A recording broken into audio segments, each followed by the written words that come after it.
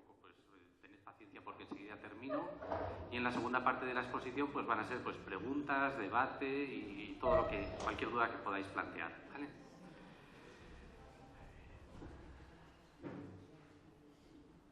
Entonces, bueno, pues esta es la presentación y empezamos con una consulta psiquiátrica.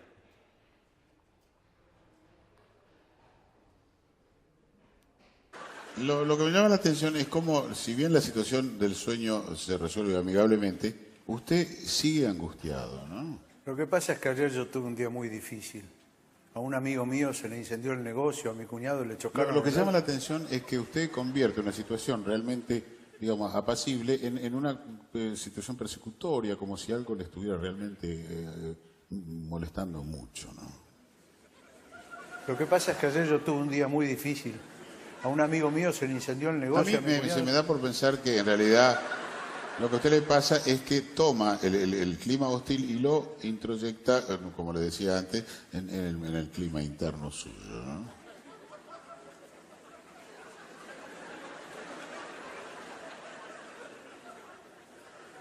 Lo que pasa es que ayer yo tuve un día muy difícil.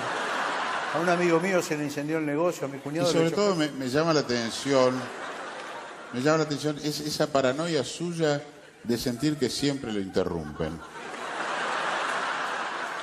Estaré somatizando.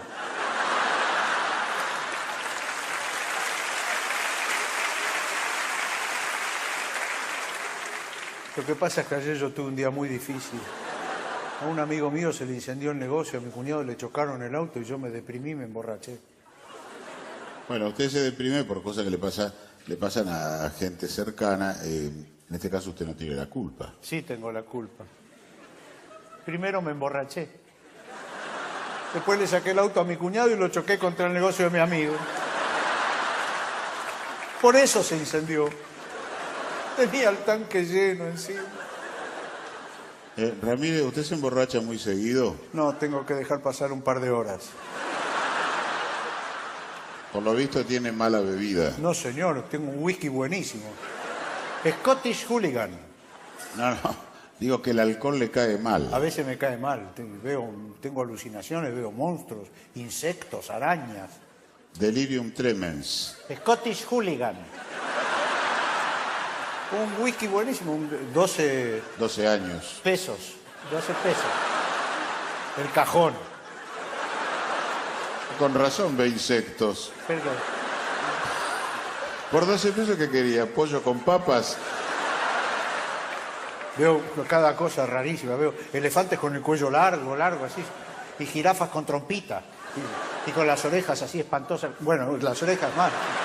Veo hienas, vacías, hienas veo. Pero estas no se ríen, estas hienas. Son hienas depresivas, lloran, son horribles. Veo cebras cuadriculadas y veo... ¿Qué ve? Una cosa. ¿Qué cosa? Maravillosa. Veo ratas por todos lados. Pues esto es un poco un pequeño esquema de lo que es una consulta psiquiátrica, ¿no? Un diálogo de sordos, donde uno no escucha al otro, el otro tampoco. Y pasamos al meollo del asunto.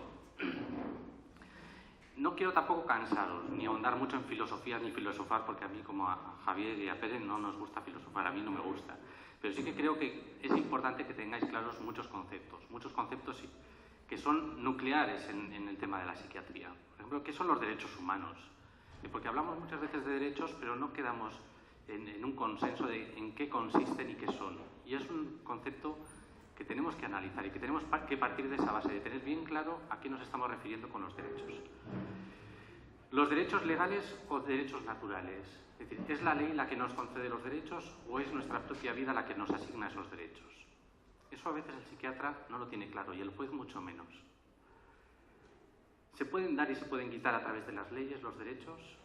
¿Es algo que nos dan los políticos? ¿Es algo que nos dan los legisladores, los jueces? ¿O es algo que tenemos dentro de nuestra propia naturaleza? Es decir, por ejemplo, un indígena de Borneo o de la selva amazónica ¿tiene derechos humanos?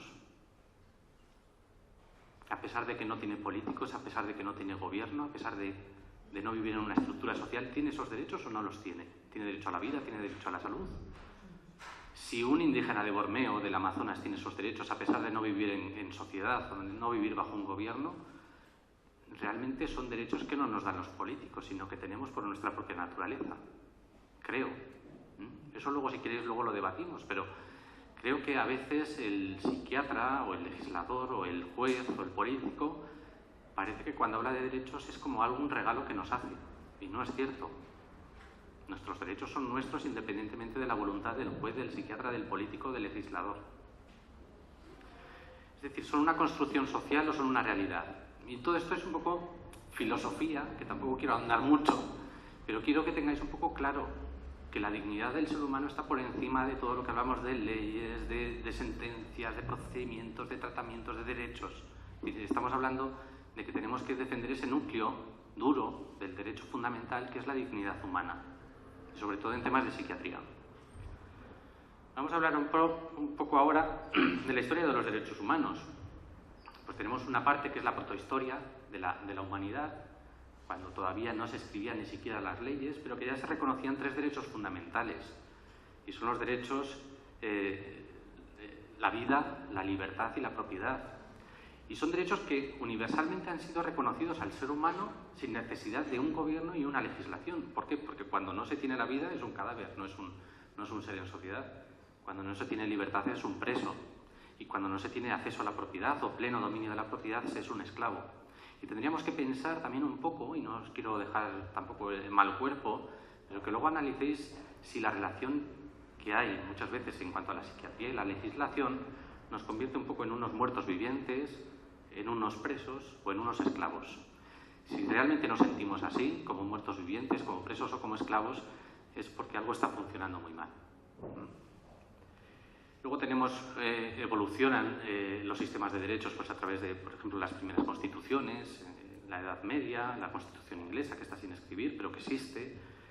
Tenemos en nuestra historia española los fueros, ¿no?, donde había consejos locales o gobiernos locales que limitaban el poder de los reyes, y la pelea que hubo aquí, por ejemplo, en Castilla, en los comuneros de Castilla, que luchaban en contra del poder absoluto y que trataban de dar dignidad y derecho a los seres humanos, por encima del poder del rey, del noble o del conde.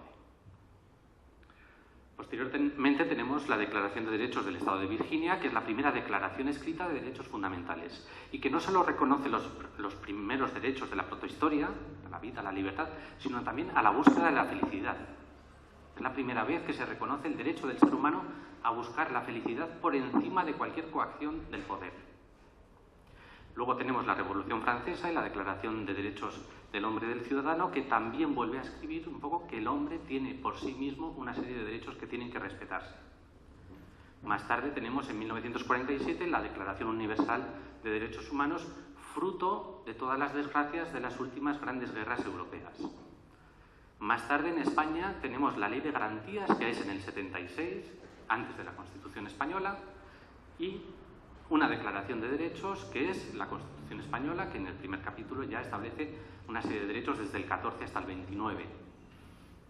Más tarde tenemos la Carta de Derechos Fundamentales de la Unión Europea y posteriormente el Tratado de Funcionamiento de la Unión Europea. Luego tenemos otra serie de derechos de segundo nivel, que serían los derechos que están por encima del 29 de la Constitución, que están reconocidos en la Constitución Española, la Convención de Derechos de las Personas con Discapacidad, patrocinada por las Naciones Unidas, los derechos de los pacientes y la autonomía personal, reconocida en la legislación española, los derechos de los usuarios de servicios sociales, que también están reconocidos en la legislación española, los derechos de los ciudadanos frente a la Administración, que también están reconocidos en la legislación, y, por ejemplo, podemos destacar 7 principios esenciales de todos estos derechos cívicos, que son, pues, por ejemplo, que las medidas que tome la Administración siempre tienen que ser las menos restrictivas de derechos fundamentales que sean posibles, las más ajustadas a las necesidades reales del paciente, el principio de audiencia y asistencia del interesado. Cualquier medida que tome la Administración tiene que ser posterior a que se brinde a ese paciente o a ese familiar la debida asistencia, el debido asesoramiento, la debida audiencia, se le debe escuchar siempre. Son principios fundamentales de la Administración y parece ser que en la psiquiatría todo eso se obvia, ¿no? Muchas veces no se tiene el consentimiento informado, muchas veces no se le da audiencia al paciente ni a los familiares, muchas veces no se le da la asistencia debida y la información debida, ¿no? Otro sería el respeto a la propia voluntad del paciente o de los familiares. Otro principio sería el principio de servicio. La administración está al servicio de los ciudadanos y no al servicio de los intereses políticos, y eso a veces también se olvida. El principio de legalidad, es decir, toda disposición o toda resolución administrativa debe estar amparada en una norma legal y no puede ser arbitraria. El derecho al recurso, toda decisión administrativa, incluso dentro de la sanidad, tiene que tener una vía de recurso, una vía de contradicción, de oposición del propio paciente, y parece que eso también se olvida. Y el control jurisdiccional. Toda medida y toda resolución administrativa está sujeta al control de los jueces. Y eso parece que también se olvida en el ambiente psiquiátrico. El sexto principio básico de la administración es el de no indefensión. Ningún ciudadano puede quedar en indefensión ante la administración, y esto parece que también se olvida cuando hablamos de gestión psiquiátrica. Y por última parte hablamos de un principio general del derecho que está reconocido en el Código Civil, que es el principio de buena fe y confianza legítima. Cuando se viola el principio de buena fe y confianza legítima, la decisión es ilegal. Todo esto lo cuento no para que os quedéis serios, como os veo que os estáis quedando, sino para que veáis que todo esto parte de unos fundamentos muy sólidos. Perdona, el principio de buena fe y confianza legítima. Sí. Es decir, que las relaciones humanas están basadas en ese principio de buena fe y confianza legítima. No vale la zorrería, no valen las argucias, no valen los engaños, no vale la disimulación, no vale el violar la confianza legítima que los ciudadanos tenemos que tener. No valen las mentiras, no valen los engaños. Cualquier acto administrativo o jurídico que se salga de la buena fe y la confianza legítima es nulo de pleno derecho. Eso se reconoce en el Código Civil ya en su primera redacción de 1889. ¿Qué es lo que pasa? Pues que esto hay mucha gente que no le interesa. No le interesa que los derechos fundamentales estén blindados y que la gente pueda defenderse y que la gente pueda participar de las decisiones públicas que le afectan directamente. Entonces tenemos la contra de los derechos, ¿no? Y la contra de los derechos no tiene nada que ver ni con peleas de derechas y de izquierdas, con progresismo y conservadurismo. No, tiene que ver con otros conceptos, con conceptos de totalitarismo o de colectivismo y de dominación social, ¿no? Y es de gente, en todos los estratos sociales, que pretende hacer que los derechos de las personas sean un premio o un regalo que nos hacen los políticos a los ciudadanos y no algo que parte de nuestra propia esencia.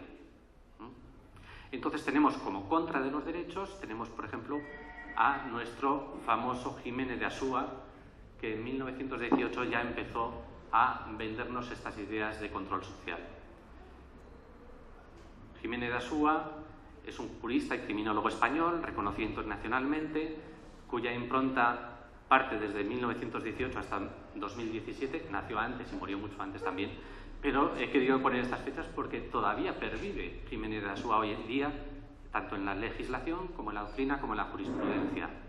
Jiménez de Asúa es el promotor en España y en toda Iberoamérica de la teoría del estado peligroso, de que hay personas que viven en un estado peligroso y hay que proteger a la sociedad de ese tipo de personas. Os podéis imaginar que el paciente psiquiátrico es uno de esos tipos de personas que viven en un estado peligroso y que los gobernantes y funcionarios deben proteger a la sociedad de ese tipo de personas. Esa es la idea que nació con Jiménez de Asúa. Tiene otra teoría, otra doctrina, que es la del delito de autor. Hay determinadas personas que deben ser castigadas o reprimidas especialmente simplemente por su propia condición personal. Y podéis imaginaros que el enfermo mental es uno de ellos. Él es un poco el padre o el padrino de la Orden Gubernativa de Internamientos Psiquiátricos de 1932. Es el patrocinador un poco de la Ley de Vagos y Maleantes del año 35 y es un poco el promotor de la supresión de los consejos de familia del Código Civil, que el Código Civil tenía como referencia a la hora de incapacitar a un enfermo mental.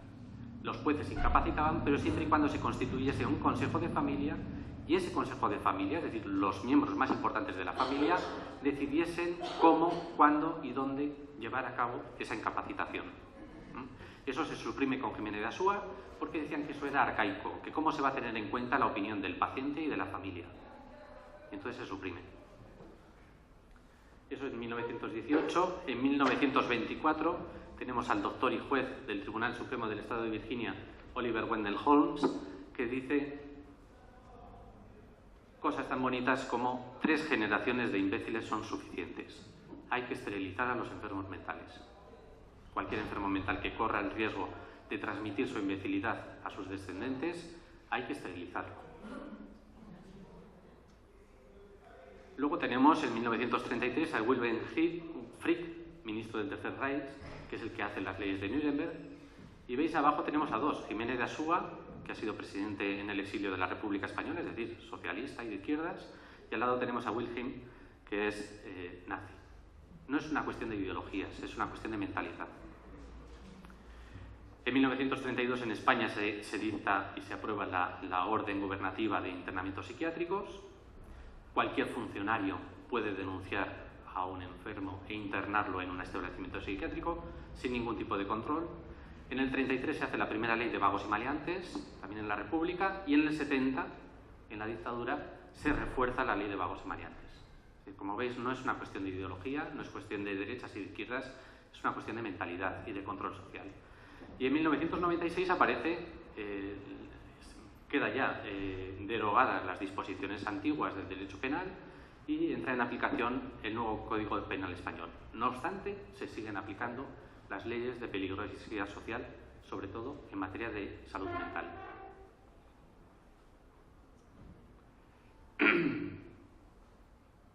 ¿Qué derechos fundamentales tienen los ciudadanos? Pues lo podéis ver en la Constitución. Estos son los de especial protección. El derecho de la igualdad, no discriminación, derecho a la vida, libertad ideológica, todos estos que tenemos desde el artículo 14 hasta el 29, y que son los que el artículo 53 de la Constitución protege como especialmente. Y dice el artículo 53 de la Constitución que la lesión o el atentado contra los derechos fundamentales de las personas tendrán un procedimiento sumario y preferente de protección, y que habrá que establecer una serie de leyes que faculten a los poderes públicos y a los juzgados para proteger los derechos fundamentales de cualquier persona de una manera sumaria y preferente. ¿Qué es sumario y preferente? Sumario es que los procedimientos tienen que ser muy sencillos y muy rápidos, 24-48 horas, y preferente significa que ningún otro asunto se puede resolver en el juzgado antes que ese. ¿Qué es lo que ha pasado? En 1976 se dicta la primera ley de protección de derechos fundamentales, que queda completamente derogada en muy poquitos años, y ahora mismo tenemos un vacío legal. No hay ninguna ley de protección de derechos fundamentales en España, ni a nivel del derecho civil, ni en el penal, ni en el administrativo. En el administrativo sí que queda un procedimiento, pero ni es sumario, ni preferente, ni hay manera de articularlo. Y en ese estado estamos. ¿Cuál es la doctrina? La doctrina filosófica del derecho en cuanto a derechos.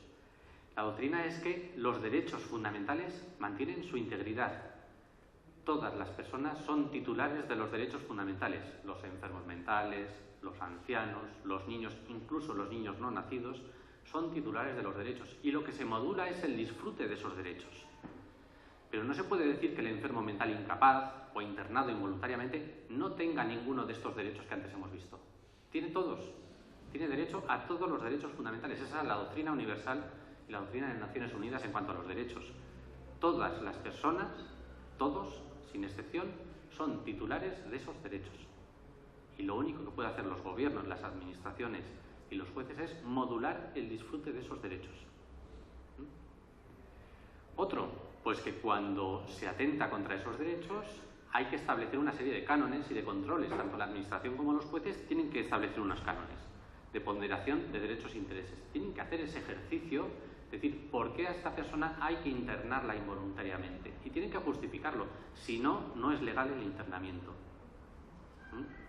Tienen que hacer ese ejercicio. Si no, no lo pueden hacer. Si no, es ilegal. Si lo quieren tratar involuntariamente, tienen que hacer el ejercicio de demostrar y explicar por qué es necesario e imprescindible imponer un tratamiento. Y si no hacen ese ejercicio, esa resolución administrativa o judicial es ilegal. Otro problema será cómo defendemos eso o cómo nos protegemos de eso. Pero realmente la doctrina de derechos humanos es esa. Luego existe otro problema, es que el funcionario o el juez que atente contra un derecho fundamental, por ejemplo, al consentimiento informado, a la libertad, a la integridad física, tiene que establecer otro ejercicio de ponderación, que es el de ponderación de derechos. Es decir, si el paciente no quiere tomarse el tratamiento, ¿hay algún otro derecho de otra persona que se vea afectado? Si no hay ningún otro derecho en conflicto, no se puede obligar a una persona a un tratamiento. ¿Queda afectada la seguridad pública? ¿Queda afectada la integridad física o la salud o la seguridad de terceras personas? Sí, demuéstrelo. El funcionario, el juez, tendrán que demostrar que realmente esa persona sin tratamiento psiquiátrico puede ser un peligro para sí misma o para terceras personas. Y ese ejercicio lo tienen que hacer antes de firmar una resolución administrativa y judicial que obligue a un tratamiento involuntario. Seguimos. El principio de legalidad reforzada: no vale cualquier disposición legal para privar de derechos a una persona. Y, por ejemplo, quiero hacer referencia aquí a los derechos, a la legislación que tiene que ver con los servicios sociales. La mayor parte de la legislación en materia de servicios sociales es una legislación menor, es una legislación reglamentaria y no puede nunca, jamás, en ningún caso, afectar a derechos fundamentales. Entonces hay que tener mucho cuidado también cuando dicen, no, es que esto se hace por ley. Hay que ver realmente si eso es una ley o es un reglamento o es un decreto, porque hay mucha diferencia. Y cuando se trata de decretos o reglamentos no pueden afectar a derechos constitucionales. Y luego tenemos dos últimos puntos. La prohibición de la analogía. Los derechos fundamentales no son sujetos de interpretación, son sujetos de cálculo. Hay que justificar, hay que razonar, hay que ponderar, pero no se pueden hacer analogías ni interpretaciones subjetivas por parte de los administrativos o funcionarios y los jueces. Naciones Unidas hace siempre en todas sus declaraciones una última cláusula de cierre, es decir, ningún contenido de esta Declaración Universal de Derechos o de esta Declaración de Derechos del Paciente con Discapacidad puede interpretarse en el sentido de privarle de derechos a una persona. Y esa es la lectura que hay que hacer siempre de la legislación. Nunca se puede privar de los derechos a un ser humano. No obstante, tenemos nuestro Tribunal Constitucional que siempre ha intentado pasar de puntillas por todas estas cuestiones. Ya falta poco para terminar la parte dura. Vamos a poner ejemplos de cómo se violan los derechos fundamentales de los pacientes psiquiátricos y de las familiares, ¿no? Por ejemplo, el principio de igualdad de la ley, ante la ley. Es decir, un ejemplo claro es la presunción de peligrosidad. Casi siempre en los internamientos, cuando no queda más recursos, se justifica el internamiento por una cuestión de orden público, de seguridad ciudadana, de alboroto. Eso no está bien. No hay una presunción de peligrosidad en el enfermo mental. Si es peligroso, es peligroso. Justifique usted, cuantifique. De hecho, la mayor parte de las legislaciones ya reformadas en Europa en materia de internamientos psiquiátricos obligan al psiquiatra que pretende un internamiento involuntario a que cuantifique de una manera real y calculada el estado de peligrosidad del enfermo. Tiene que hacer un test, tiene que pasar un informe, es decir, esta persona es peligrosa por esto, por esto, por esto, y calculamos que de 0 a 100 es un 80. Y entonces sí, se puede. Pero si el juez no ve ese informe, no autoriza el internamiento. Si usted le quiere ingresar porque es peligroso, me tiene que demostrar con un informe que es peligroso. ¿En qué grado de peligrosidad? ¿Por qué? ¿A quién afecta? ¿Cómo afecta? Entonces no. Pero en España todavía se sigue internando a la gente por cuestiones de peligrosidad sin que nadie haga un cálculo real ni justifique realmente si realmente hay peligro o no. Otro, el derecho a la vida, por la falta de consentimiento informado. Esto es algo clamoroso. La mayor parte de los tratamientos involuntarios no tienen consentimiento de ninguna manera y muchos de los tratamientos voluntarios tampoco tienen el consentimiento informado ni de pacientes ni de familiares. Y eso también es una violación del artículo 15 de la Constitución española. Otro principio es el de libertad ideológica y religiosa. Antes hablábamos, ¿verdad?, de que se habían denunciado unos médicos en Valencia por ejercer pseudociencias. Hay un principio fundamental en los estados de derecho y es el de neutralidad ideológica. El Estado de Derecho no puede entrar a cuestionar qué es ciencia y qué es pseudociencia. Tiene que basarse en datos objetivos. No puede decir, esto me gusta y entonces es ciencia, esto no me gusta, es pseudociencia. El paciente tiene derecho a elegir su propio criterio en cuanto a cómo abordar sus problemas mentales. Quizás prefiera la acupuntura o las flores de Bach o lo que quiera. Ahí no podemos decir que la ley solo ampara un determinado tipo de tratamiento si el resto lo deja fuera. Tendremos que justificar por qué el reiki o las flores o otras técnicas no son legales o no son posibles en una crisis mental. Pero desde luego el Estado de Derecho no puede posicionarse solamente en un lado de del espectro terapéutico y dejar el otro completamente fuera de la legalidad. Otro, por ejemplo, el derecho a la libertad personal. ¿Cómo le llamas, perdona, Rubia, a ese principio que has dicho en el cual... Neutralidad ideológica. Neutralidad ideológica es un principio fundamental del Estado de Derecho. El derecho a la libertad personal, pues en cuanto a los internamientos y los tratamientos involuntarios, pues se viola completamente. El derecho a la intimidad, la inviolabilidad del domicilio. Sabemos de casos en los que la policía ha ido a sacar a los enfermos de sus domicilios porque el psiquiatra tenía sospechas de que el paciente no se estaba tomando la medicación, algo que es completamente aberrante. Otro, por ejemplo, la protección judicial de los derechos, el artículo 24 de la tutela judicial efectiva.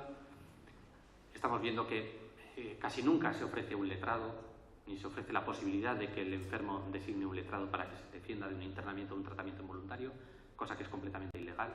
Siempre el paciente tiene que tener derecho a la asistencia dotada, incluso a la asistencia de los familiares. ¿Y por qué no? Pero eso parece que se intenta coartar siempre que hay un tratamiento involuntario. Nunca se da la debida asistencia a los pacientes o a los familiares para que se puedan defender de un derecho fundamental que tiene todo ciudadano a recurrir a una decisión administrativa o judicial. Y por último, el principio de legalidad penal. Es decir, las leyes penales están pensadas y se usan única y exclusivamente para la prevención o para la persecución de delitos, no para otra cosa. ¿Y por qué digo esto?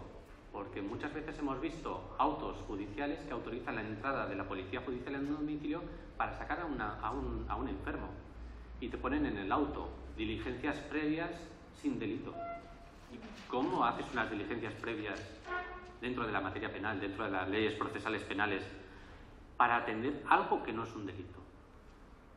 Un paciente que no se toma la medicación no es un delito. ¿Cómo un juez dicta una resolución judicial autorizando la entrada de la policía judicial dentro de un domicilio?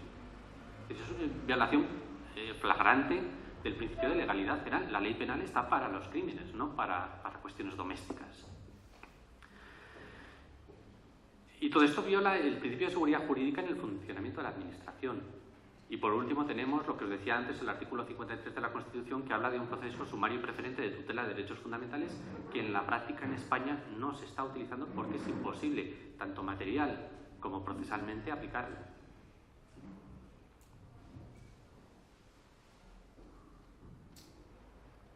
Y tengo yo mis dudas. Estamos hablando que en materia psiquiátrica estamos ante una legislación en materia de naturaleza civil, de naturaleza penal, de naturaleza voluntaria, de naturaleza administrativa. ¿Qué legislación tenemos? Pues tenemos todo y nada al mismo tiempo. No tenemos un cuerpo legislativo en cuanto a internamientos psiquiátricos, incapacidades, inimputabilidad de enfermos mentales. No hay un cuerpo doctrinal ni un cuerpo legislativo en el que nos podamos basar y podamos decir, vamos, estas son las reglas de juego, vamos a defendernos con las reglas de juego. No hay absolutamente nada. Podemos encontrarnos casos en los que un procedimiento se inicia con unas diligencias penales, pasamos luego a unas diligencias civiles y luego terminamos en jurisdicción voluntaria sin que el paciente o los familiares tengan idea de por dónde acudir al juzgado y cómo plantearlo. Y si vamos al juzgado y dicen, no, es que estos son diligencias penales, no tenemos por qué informar a nadie. Cuando cambian y dicen, no, son diligencias civiles, como el paciente es mayor de edad, no necesita abogado ni procurador. Y luego dicen, no, esto es jurisdicción voluntaria, usted que es enfermo y familiar no entran dentro del procedimiento, porque esto es una cuestión entre el psiquiatra y el juez. Con lo cual, no hay manera de atacar ni de defenderse. Por eso os digo que es que no sabemos muy bien desde el derecho cómo atacar esto. Vamos, podemos atacarlo, ¿no? Pero es muy difícil atacar esto porque realmente no hay una ruta que tengamos que seguir y que pedimos, no, ahora después de este paso va el siguiente. Después de un paso puede ir cualquier otro. No sabemos por dónde van a salir. No sabemos cómo se va a defender el juez. A veces dicen cosas, no, le internamos por el artículo 211 del Código Civil. Y cuando le dices al juez, oiga, es que eso quedó derogado en el año 2000. Uy, es que me lo estudié hace mucho, pero el 763 de la Ley de Enjuiciamiento Civil. Y digo, señoría, también eso está derogado también, eso es inconstitucional. Y dice, bueno, da igual. Es que esto es un asunto de jurisdicción voluntaria entre el psiquiatra y yo y usted no pinta nada. Entonces, muchas veces sabemos que la única función que podemos hacer desde el derecho es molestar, ¿no? Y obligarles a que dicten resoluciones y obligarles a que ellos mismos se pisen la toga. Pero realmente no tenemos, no quiero poneros una idea negativa y triste de lo que es esta situación, pero bueno, estamos en este juego. ¿Cuáles son las áreas importantes en cuanto al derecho que nos afectan como enfermos o como familiares de enfermos mentales? Pues los internamientos. Los internamientos están sin regular. Tenemos un pequeño artículo en la Ley de Enjuiciamiento Civil que no dice nada y lo dice todo y permite absolutamente todo, tanto al psiquiatra como al juez. Sin ningún tipo, no hay muchas, es solamente un artículo de una ley el que permite esto. Los tratamientos involuntarios, pues es curioso, es que ni siquiera existe un artículo dentro de la Ley de Enjuiciamiento Civil, ni en la de criminal, ni en ninguna, que autorice a un juez a imponer un tratamiento involuntario. Ni siquiera la jurisprudencia lo contempla.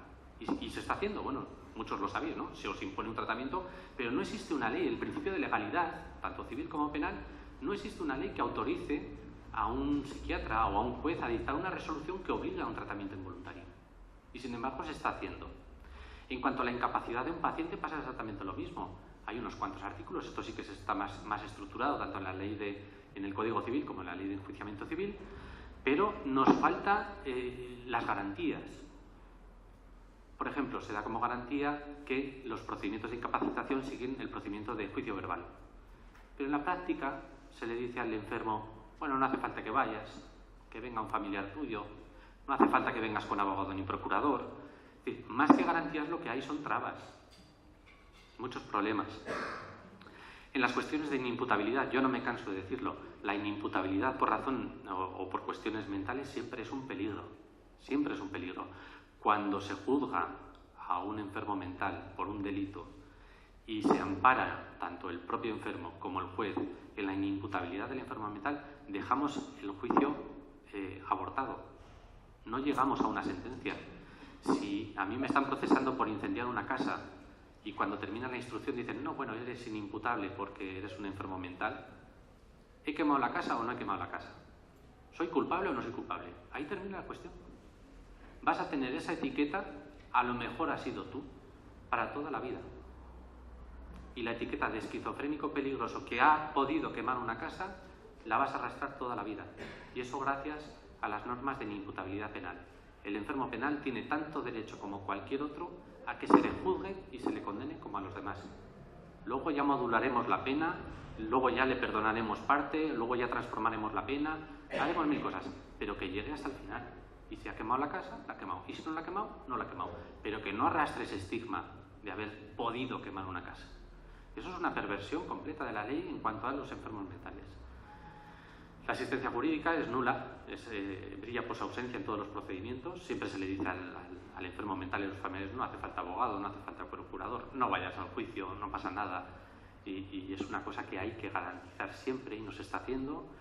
Y en cuanto al derecho sanitario, pues que os voy a contar de los principios de consentimiento informado, de no maledicencia, de beneficencia y de justicia de todo tratamiento. Y aquí tengo unas preguntitas, ¿no? Pues ¿qué es un diagnóstico médico? Pues la legislación no lo contempla. De diagnóstico médico es todo. Todo lo que escribe un médico con un bolígrafo mágico que tiene, que suele poner el nombre de una farmacéutica en una parte del bolígrafo, todo lo que escribe un médico es un diagnóstico. No le expliques al psiquiatra que se ha equivocado o que es otro paciente o... No, todo es diagnóstico. Para el legislador y para la justicia, todo lo que escribe un médico es diagnóstico. Eso es otra cosa que también hay que atacar. Todo diagnóstico tiene que cumplir unos requisitos si se le quiere dar una validez legal. Pero no puede valer todo. La definición de tratamiento médico. Pues, por ejemplo, la ley cuando dice podrá ser internado para que reciba el adecuado tratamiento médico, la ley no nos dice a qué se refiere con el tratamiento médico y qué límites debe tener el tratamiento médico. Una persona que está agitada se le puede dar un Valium o se le puede pinchar un Ciprexa. ¿En qué caso es legal uno o es legal el otro? Eso no lo dice la ley. Y sin embargo estamos viendo que las legislaciones modificadas ya y adaptadas al espacio común europeo en la mayor parte de los estados europeos dicen que en caso de internamiento psiquiátrico, qué cosas son tratamiento psiquiátrico y qué cosas no. Y cuando se ingresa a un paciente con un estado de agitación, ese tratamiento tiene unos límites. No podemos ponerle una medicación que vaya a durar 15 días. Solo podemos utilizar aquella medicación que puede durar entre 24 y 48 horas, no más. Y eso es algo que también tiene que definir la ley y que en España desgraciadamente todavía no se define.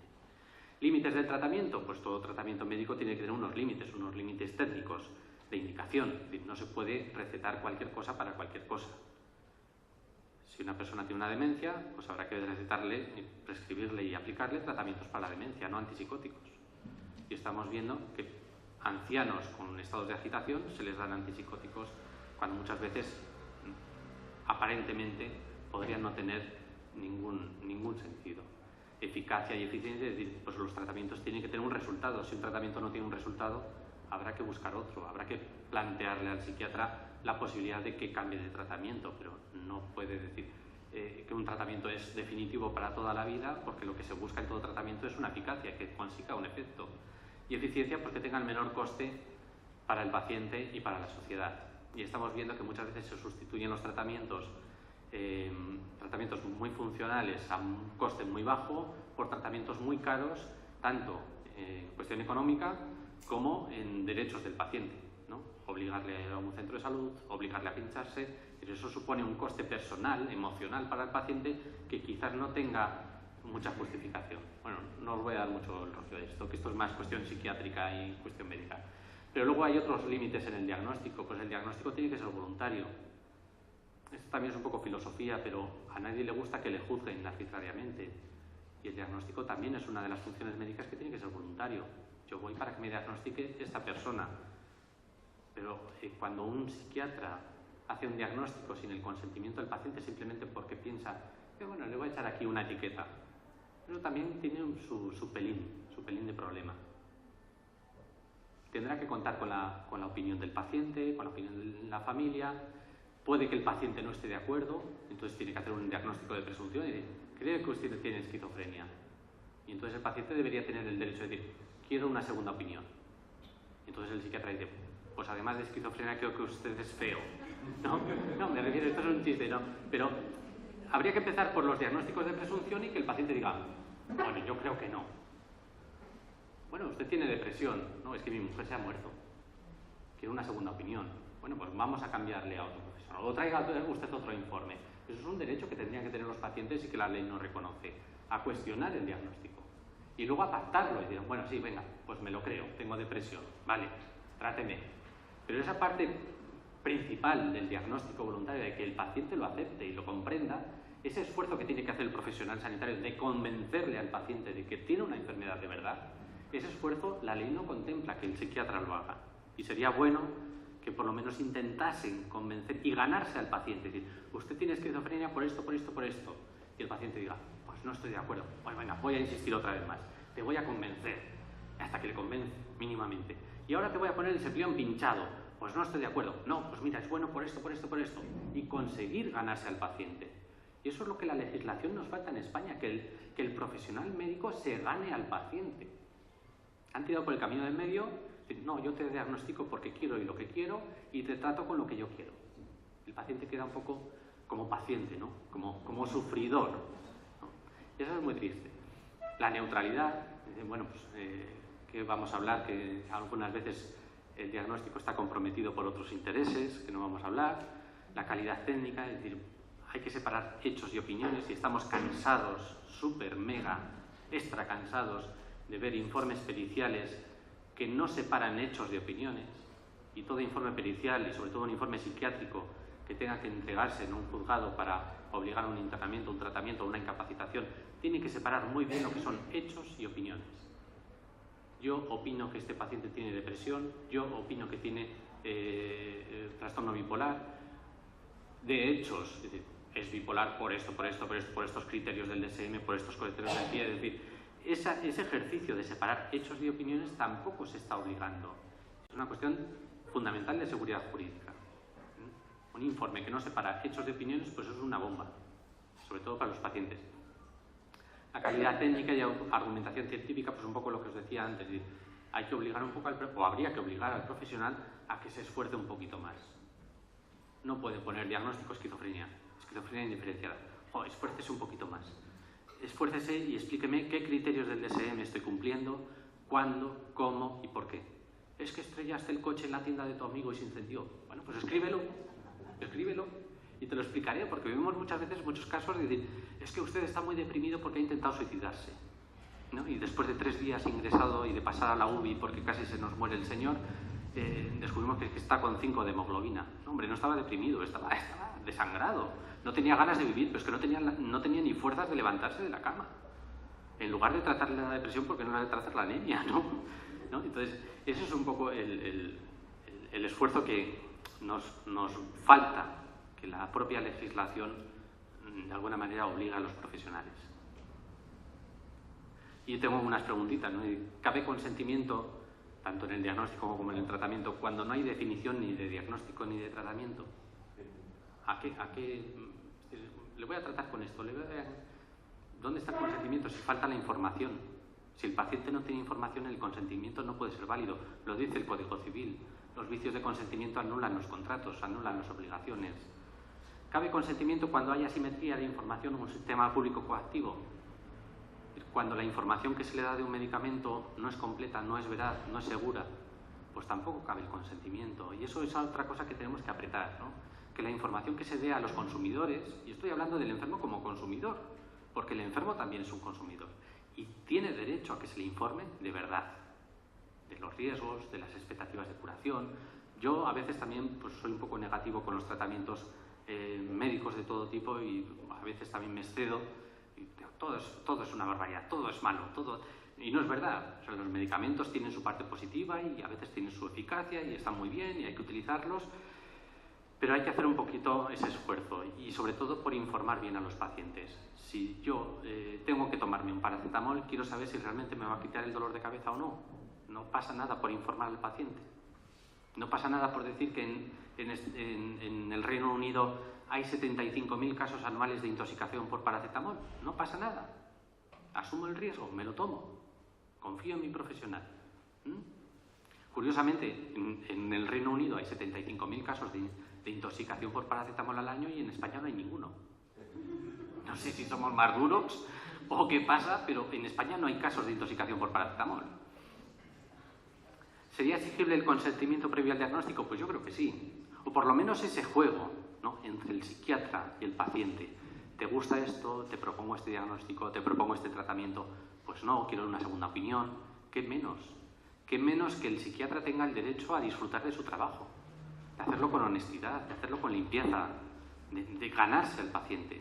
Yo creo que ganaríamos todos, tanto los psiquiatras, que tienen derecho a disfrutar de su trabajo y a sentirse realizados, como los propios pacientes. Yo creo que alcanzaríamos tratamientos mucho más seguros, por lo menos con una seguridad jurídica mucho mayor.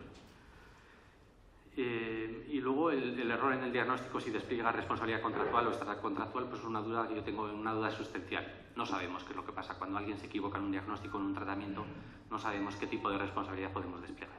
Estamos completamente desarmados en España.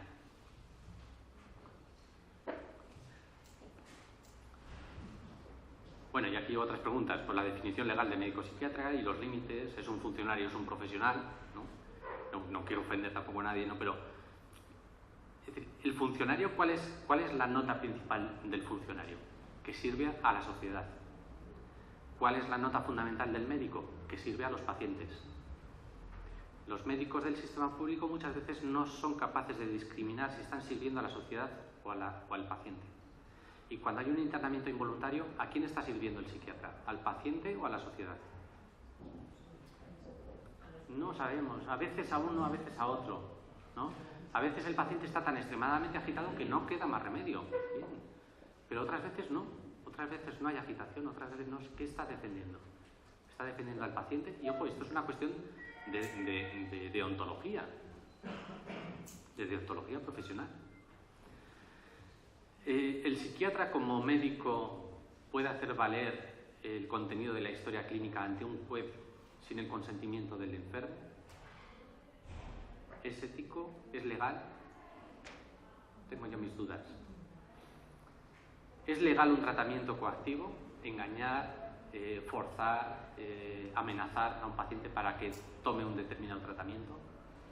También tengo mis dudas de que eso sea legal. ¿Y dónde queda el principio general del derecho de la buena fe y la confianza legítima en una relación tan asimétrica, donde el paciente tiene muy poco que decir y muy pocos recursos para defenderse?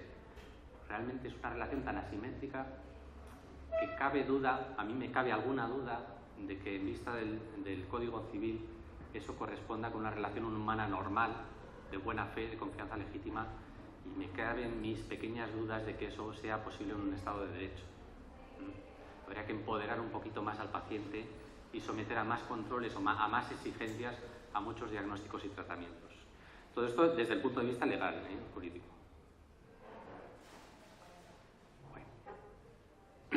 En cuanto a la redacción de una ley orgánica para España, que es un paso que llevamos años esperándolo, porque el Espacio Común Europeo en materia de justicia y seguridad ya dijo que había que reformar las leyes de internamientos psiquiátricos, las Naciones Unidas, el Alto Comisionado también está haciendo todos los esfuerzos posibles por revisar las legislaciones nacionales en materia de derechos humanos con el tema de internamientos y tratamientos involuntarios. Pero realmente, y no es por pintaros un panorama triste, los jueces no nos están esperando con los brazos abiertos.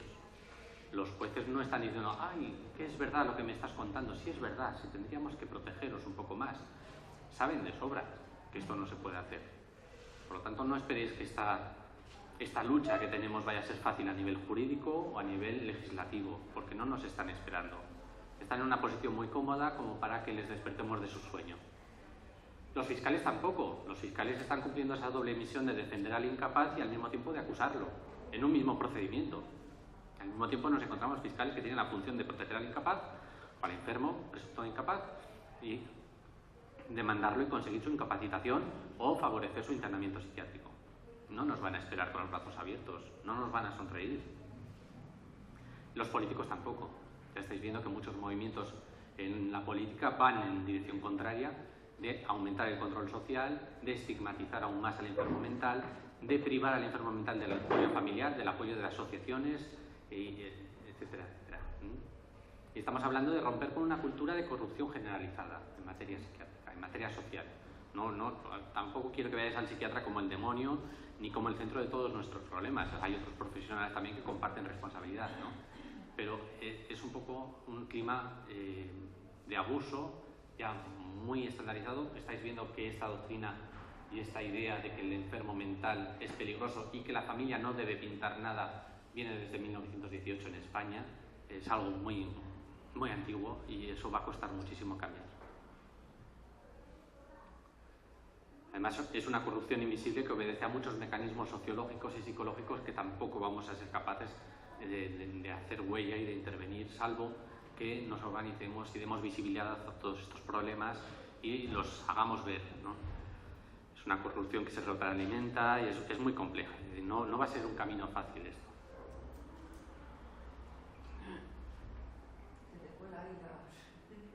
Se me ha ido. Se ha ido todo.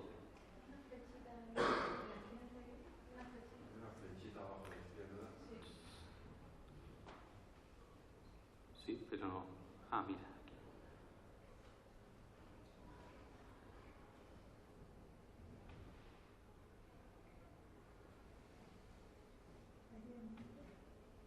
Vale. No sé qué ha pasado.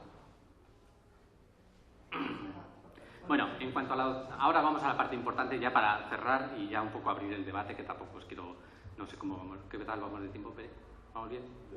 Bueno, en cuanto a autodefensa, es decir, ¿qué puede hacer el enfermo o el paciente o la familia para defenderse de todo este abuso que da pie esta falta de legislación? Pues hay tres mecanismos: extraprocesales, preprocesales y procesales.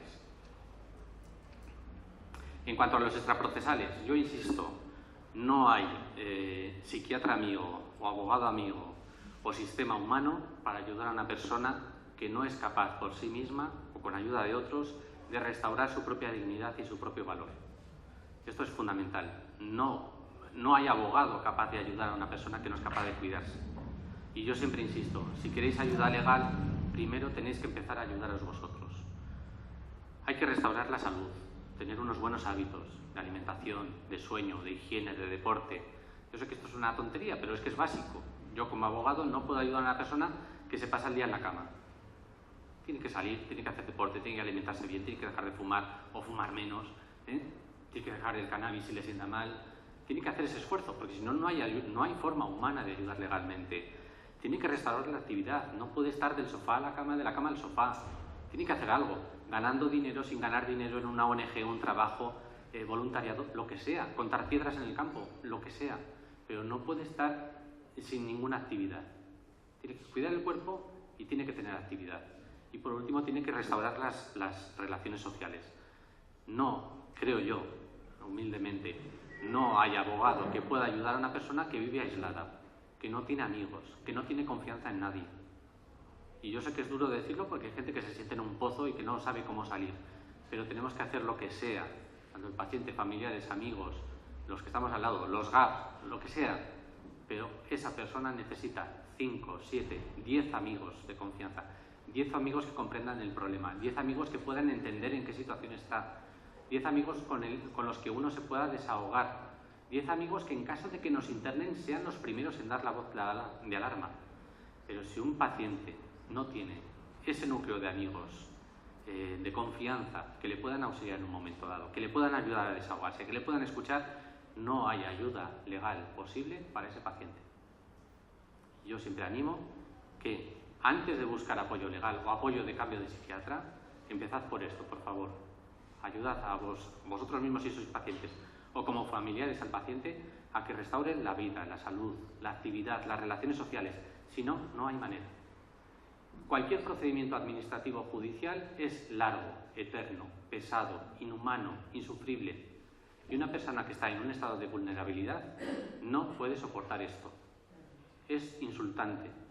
Si no tenéis la salud restaurada, una actividad que os ocupe todos los días y unas relaciones humanas que os sirvan de apoyo, no hay procedimiento ni administrativo ni judicial que os ayude.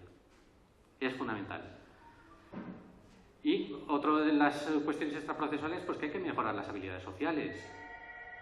Lo que decía Javier, los trastornos de personalidad, que no son una cuestión psiquiátrica, pero la gente que tiene problemas de personalidad y de habilidades sociales tiene que mejorar esas habilidades. No basta con protestar, no basta con hacer defender los derechos, no basta con gritar.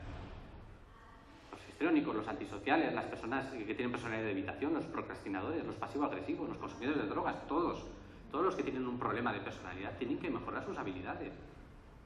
Su resistencia, su diálogo, su capacidad de escucha, su autocontrol emocional, cómo manejan el estrés, y todo eso es fundamental. Si no, no se puede uno embarcar en una pelea de estas. No son enfermos, pero tienen en la consulta todos los problemas de personalidad, ¿no? Por ejemplo, en cuanto a entradas a domicilio, pues se da bastante, ¿no? Tristemente en España se entra demasiado en los domicilios cuando dentro hay un enfermo mental o supuesto enfermo mental que no quiere tomarse la medicación. Pues en primer lugar, si la entrada en domicilio es a través de funcionarios, negarse rotundamente. En mi domicilio no entra nadie. No, tenemos que entrar, tenemos orden judicial. No. Si quieres entrar, tiene que venir la policía. Y tiene que venir con una orden judicial y tiene que venir el secretario del juzgado a levantar acta. Si cumplen con eso, pues entran en contra de mi voluntad, pero entran. Pero tienen que cumplir unos requisitos. ¿Vale? Y hay que negarse de forma notoria, pero pacífica. Y sobre todo luego exigir pues, que se nos dé copia de esas resoluciones administrativas o judiciales. Y ante la propia policía solicitar un abogado de oficio que en esos primeros momentos nos pueda defender, o si tenéis algún abogado ya designado, pues que os eche una mano, o que se persone la familia o los amigos que queramos. En cuanto a la denegación de abogado de justicia gratuita o las solicitudes que hagamos a la policía de abogado, siempre existen estrategias y argucias para que no se nos prive del derecho del abogado. Y precisamente en la Ley de Enjuiciamiento Civil nos permite solicitar ante el juez que se nos nombre abogado de oficio, aunque no sea de justicia gratuita. Sí, no me vais a dar abogado de justicia gratuita, bueno, pero me nombráis uno de oficio, ya le pagaré. Y luego ya veremos si con la pensión tengo la obligación de pagarle o no. Pero ahora, antes de seguir y antes de que se dicte una resolución, me tenéis que buscar al abogado y al procurador de guardia que estén ahora mismo y que vengan ahora mismo. Y ese siempre es un truco que se puede utilizar. Y luego, en cuanto a problemas administrativos con prestaciones y la actividad laboral, etcétera, etcétera, pues siempre recurrir dentro de plazo, siempre conservar las resoluciones, siempre ver los informes que se han presentado, guardarlos todos, etcétera, etcétera. Y luego acudir a la jurisdicción social. Todas las materias que tienen que ver con prestaciones y con la actividad laboral están sujetas a la jurisdicción social, que es muchísimo mejor y más agradable y más fácil que la contenciosa administrativa, la civil o la penal. Y además no hace falta ni abogado ni procurador, con lo cual nunca se pierde nada por defender los derechos laborales o sociales que se puedan ver mermados por culpa de un diagnóstico, un tratamiento o una resolución administrativa que tenga que ver con la salud mental.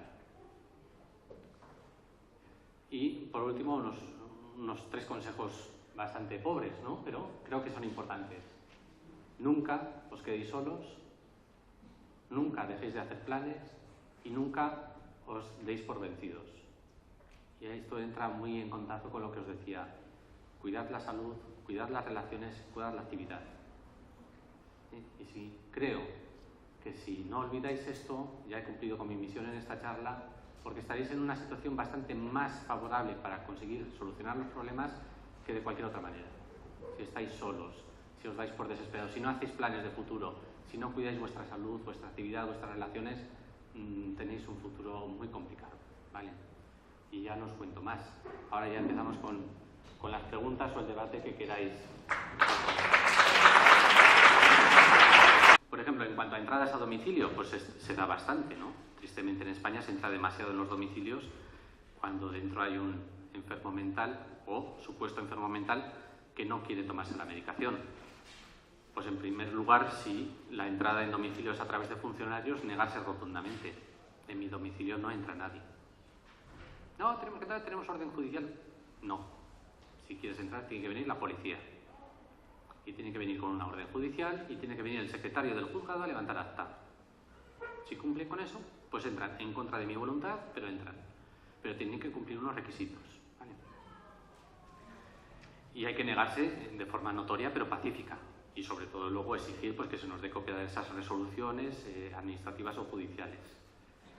Y ante la propia policía solicitar un abogado de oficio que en esos primeros momentos nos pueda defender, o si tenéis algún abogado ya designado, pues que os eche una mano, o que se persone la familia o los amigos que queramos.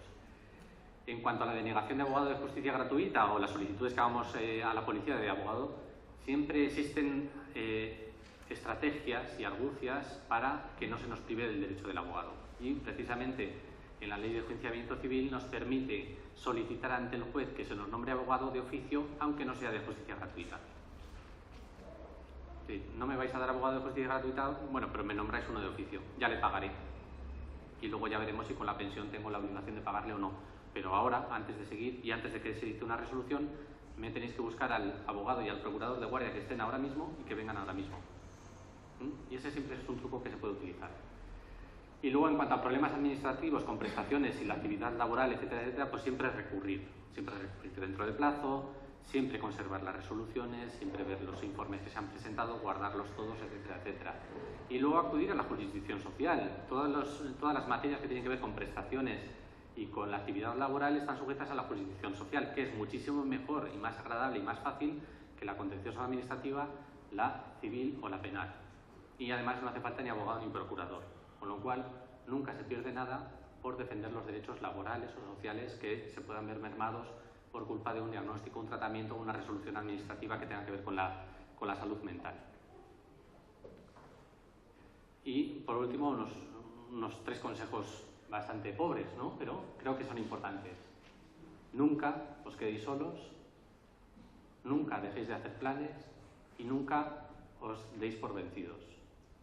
Y esto entra muy en contacto con lo que os decía. Cuidad la salud, cuidad las relaciones, cuidad la actividad.